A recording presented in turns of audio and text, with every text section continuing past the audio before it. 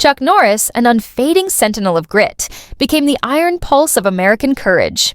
He wasn't born into comfort. He forged it. As a child in a shaken household, he had little more than faith, fury, and a pair of hands determined to work. No fortune, no privilege, not even peace at home. Only the will to fight, the faith to rise, and the discipline to rebuild himself from dust. From those empty hands came a life later valued at over $100 million.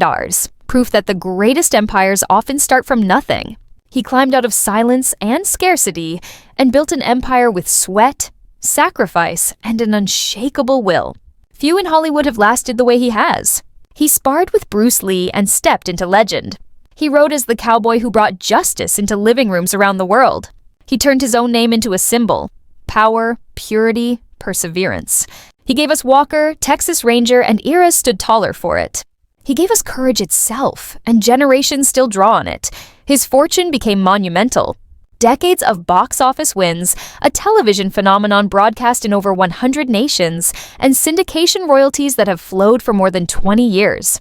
He owns a 1,000-acre Texas ranch valued in the tens of millions, where sunrise gilds the fences and the wind smells like freedom. Beneath that land runs the natural spring that inspired Seaforce Water, his bottled water enterprise, turning the clarity of nature into legacy. His estate portfolio stretches across the American heartland, each property a bastion of faith and endurance. In his garages rest quiet emblems of the road he traveled: classic Ford pickups, roaring Harleys, gleaming Cadillacs. Not vanity, loyalty. Each engine echoes the story of a man who built everything from nothing. But this isn't simply a tale of wealth. It's about what that wealth cost. Every dollar carries a scar. Every fence post on that ranch was paid for with pain. Behind the indestructible hero was a man who buried a brother lost to war, who set stardom aside to nurse a wife through years of illness, who met the slow betrayal of time with grace rather than bitterness. Behind the fame lay fatigue. Behind the steel, sorrow. Behind the legend, love, raw, relentless, real. Now, as the Texas dusk glows across his fields, his fortune stands not as a monument to celebrity, but as a prayer carved in discipline and devotion. If his strength ever lifted you up, if his courage ever steadied your heart, leave a tribute. A single like is a salute to the man who proved the greatest empire isn't measured in millions, but in moments of love, endurance, and unbreakable faith. The world would revere the legend later. The boy was born in dust, debt, and silence.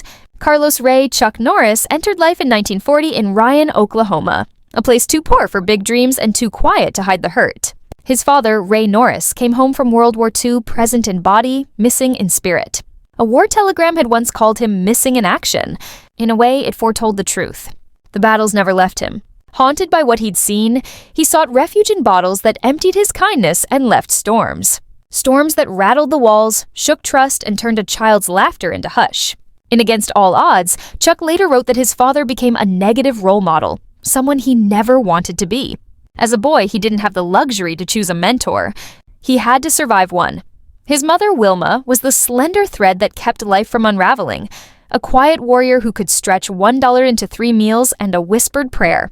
Chuck remembered her hiding a $5 bill in a flour tin to buy food, only for his father to stumble home and take it, his promises already fading with the night. When Ray drank, even the sound of running water could spark rage. Home felt like a minefield. Some nights, Wilma gathered her 3 boys beneath the kitchen table, whispering prayers while glass shattered above them. Once, in a drunken fury, Ray forced them into the car, swearing he'd drive them back to Arizona. Headlights swerved, Wilma sobbed, and the boys clung to each other. A ride etched into Chuck's memory forever. Poverty shadowed them without sleep. Dinner was sometimes bread dipped in hope. The scent of burned wood and fear clung to their nights.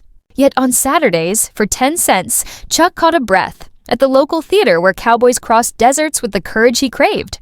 For 2 hours, he could pretend to be one of them. Brave, strong, unbroken. When the lights came up, he was back in Ryan, back in rags, back in a battlefield called home. In the early 1950s, tragedy returned with precision. One night, his father, drunk and lost, caused a crash that took an innocent life. He was sent to a work camp. The family hoped the sentence might spark change, but he returned even more haunted. The drinking worsened, the anger cut deeper. Shy and withdrawn, Chuck faded into the corners at school, carrying a private shame. He rose early to sweep porches, carry groceries, haul water, trading sweat for nickels. Each coin said survival. Each coin said he could earn a future no one could take. At night, he stared at the cracked ceiling and whispered, "One day I'll have a roof that doesn't leak, a home that doesn't shake when someone shouts." He didn't know how, only that he must.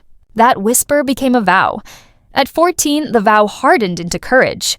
One night, as his father's rage turned toward Wilma, Chuck stepped between them, hands shaking around a hammer, small body trembling but unyielding.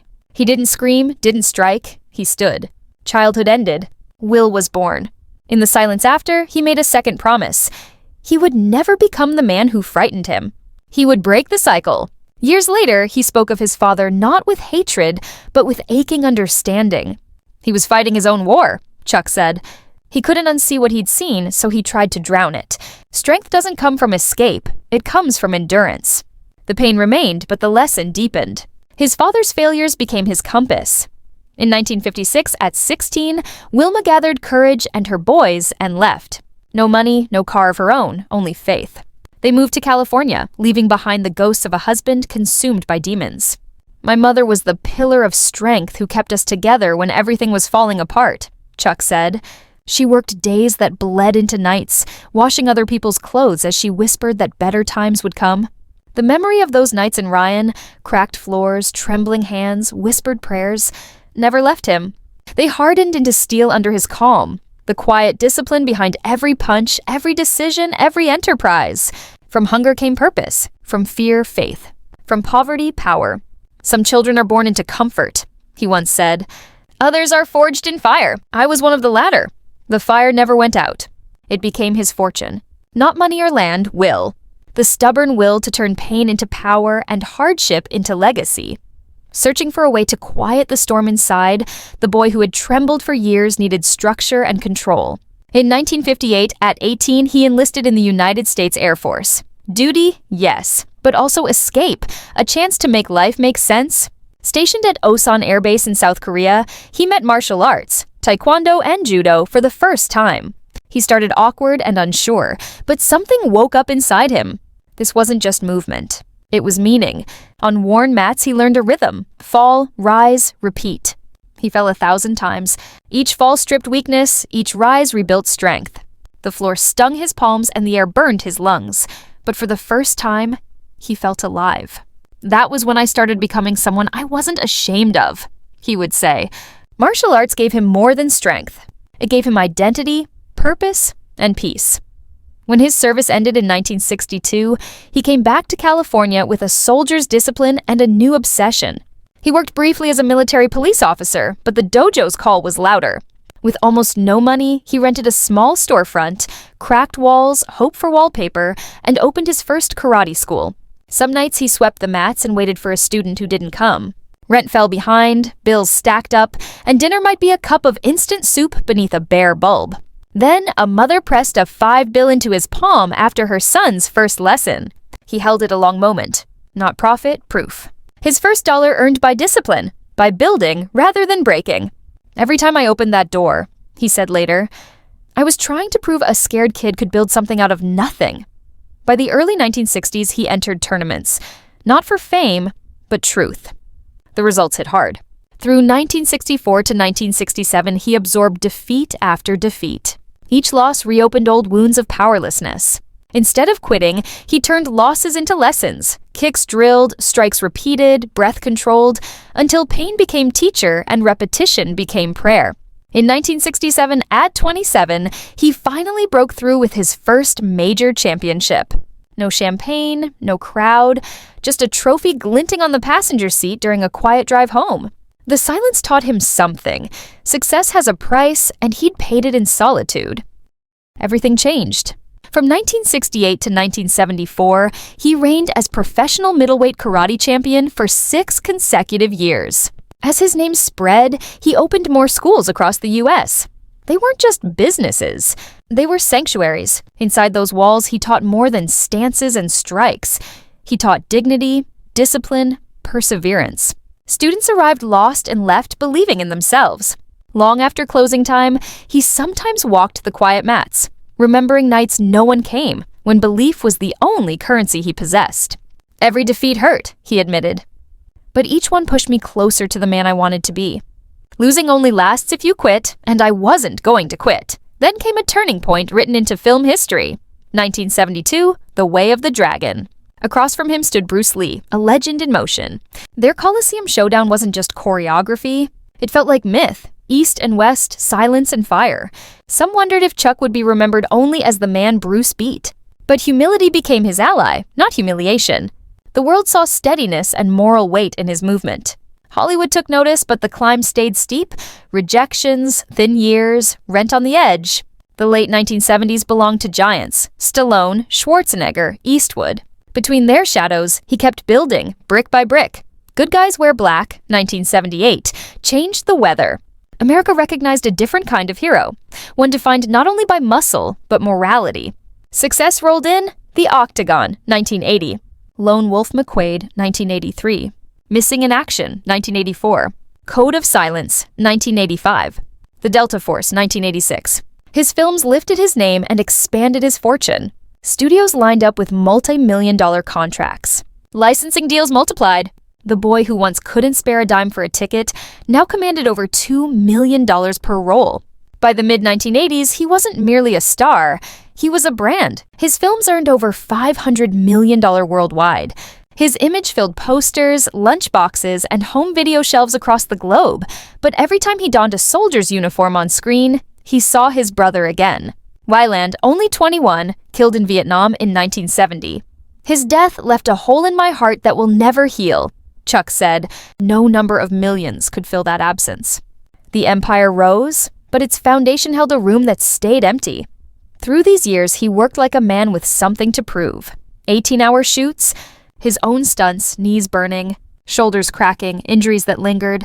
Stardom demanded blood and time. He gave both. Yet, the vow he made as a boy endured. Pain would not win. 1993 crowned the legend. Walker, Texas Ranger. For 8 seasons, he embodied Cordell Walker. Honor, courage, compassion. The show aired in more than 100 countries, bringing fame beyond measure and wealth beyond imagination.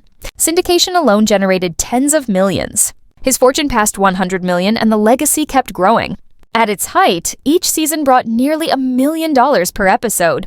His Texas ranch, more than 1,000 acres of gold, stood valued at over $20 million.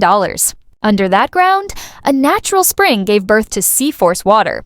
His family's bottled water brand, now a multi-million-dollar business across the U.S., ad royalties from films, books, endorsements, and the Norris name had become more than a career. It was a durable enterprise. But even as the empire gleamed, sorrow kept its seat. He had lost his brother. He also faced the quiet collapse of a first marriage. In 1958, he wed his high school sweetheart, Diane Holacek, the voice that steadied him through lean years. They raised 2 sons, Mike, 1962, and Eric, 1965, and together watched their life grow from a dusty dojo to international screens. Fame is relentless, though. Long absences and missed moments eroded the foundation. In 1988, after 30 years, their marriage ended. Respectfully, but painfully. It felt like losing my compass, he later said. The movies glittered. The house went silent. Then came a letter that changed everything. A young woman named Dina, born in 1962, wrote that she believed he was her father, a truth kept private for 26 years. She'd grown up watching his films without knowing the man on screen was part of her story. When Chuck read the letter, his hands shook. Meeting her was not shock, it was humility. No fortune could buy back a lost childhood. He reached out not for absolution, but for a beginning. Dina forgave him with grace that undid him more than anger ever could. Their bond, fragile at first, became real and unshakable. One of the greatest blessings of my life, he has said, then pauses, knowing love can't restore time, only redeem it. Grief visited again in friendship. In 1990, his close friend Lee Atwater, a brilliant political strategist, collapsed during a speech. The diagnosis, an inoperable brain tumor. He was 39. Chuck visited often. The room once filled with laughter shrank to the hush of machines. Don't let it take your joy, Lee whispered. In March 1991, Lee died. Standing by the casket, Chuck understood with clarity that strength can't bargain with time. He chose to live with deeper gratitude, to honor strength in quiet ways. Loss had knocked earlier, too. In 1973, the world reeled at Bruce Lee's sudden death at 32. To the public, Bruce was a phenomenon. To Chuck, he was a friend, a rival, a mirror. On the Roman set of The Way of the Dragon, they didn't just trade blows. They traded ideas, discipline as poetry, movement as truth. There was only one Bruce Lee, Chuck later said. There will never be another. From that point forward, he carried a trace of Bruce in every fight he choreographed and every standard he held. The hardest trial arrived many years later. Not an explosion or a headline, but a hospital room. After years of loneliness, Chuck found joy with Gina O'Kelly, a former model whose strength and warmth relit a lamp he thought had gone out. They married in 1998. He was 58, she was 35. In 2001, they welcomed twins, Dakota and Danny Lee. For more than a decade, their home brimmed with laughter, faith, and second chances. I finally had everything I prayed for, he said. In 2013, a routine MRI with contrast dye turned into a nightmare. Gadolinium exposure led to what doctors later identified as gadolinium deposition disease, triggering tremors, numbness, and pain that stole Gina's breath. Chuck stood at her side through every test, every late-night vigil under the cold hum of machines. I could see her slipping away, he said, and I couldn't stop it. They spent over $2 million seeking answers, from specialized clinics to stem cell therapy overseas. He walked away from Hollywood to guard her bedside. I'd rather have one more day with her than 1,000 standing ovations. The world saw the truest kind of heroism, not fists of steel, but a heart that refuses to leave. At 85 years old, Chuck lives not as a man chasing lights, but as someone surrounded by the quiet proof of a life built brick by brick. His empire, valued at more than $100 million, spans championships, box office hits, a global TV dynasty, and a still-growing business portfolio. Wealth to him isn't a crown. It's a responsibility, a reminder of the boy who had nothing and vowed never to waste blessings. At the center sits his 1,000-acre ranch in Navasota, Texas, valued near $40 million, a sun-washed sanctuary of lakes, horses, and sky. The main lodge of native limestone and cedar stretches over 12,000 square ft, with a training barn, a family chapel, and the spring that became the soul of Sea-Force water. At dawn, the bottling facility hums nearby, over 200,000 bottles rolling off the line each day, an enterprise of purity born from the land beneath his boots. Beyond the ranch, he owns a Dallas property worth about $6 million for medical care and family time, and a California retreat once valued near $3 million. Quiet. Hillside lined with old posters and photographs from fiercer days. Together, these aren't just holdings. They're chapters. In the cool garages rests a collection more like memory than luxury, a 1968 Ford Mustang from early years, a Harley-Davidson Softail like the one he rode at veteran tributes, a Rolls-Royce Silver Wraith worth nearly $500,000 recalling Delta Force days, a Cadillac Escalade, Gina's gift, now used for doctor visits and charity trips. Together, they're worth over $1 million, but the true value is the roads they've traveled. Sea-Force Water is now worth more than $25 million, employing neighbors and friends. Its slogan, "From the source of strength," isn't just marketing, it's a philosophy. Alongside business, Chuck has donated more than $10 million to causes close to his heart, especially Kickstart Kids, the nonprofit he founded in 1990 that has given more than 100,000 at-risk children a path to purpose and discipline. "Martial arts saved my life," he said. "If it can save just one more, everything was worth it." Time, though, is the one currency he can't buy back. Years of stunts and training have left their marks. Aching joints, fading strength, nights where even rest feels like work. He no longer trains the way he once did. Mornings, he and Gina sometimes walk slowly together around the ranch, hand in hand, her steps still unsteady, both grateful for every sunrise. He's arranged his affairs with the same precision he once used to throw a strike. Friends say Gina will remain the guardian of the ranch and the heart of Sea-Force Water. His sons, Mike and Eric, each grounded in their own paths, will oversee portions of his ventures. Gina holds a special trust, a symbol of reconciliation. The twins, Dakota and Danny Lee, now 24, are the youngest stewards of the legacy. "My goal isn't just to leave them money," he has said, "but meaning.